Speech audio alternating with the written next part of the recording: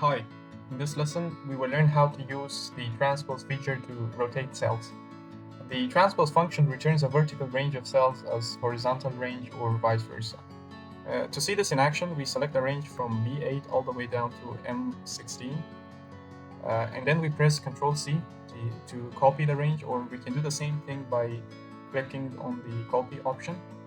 Once we copy the values, we press Ctrl M in order to open a new empty workbook.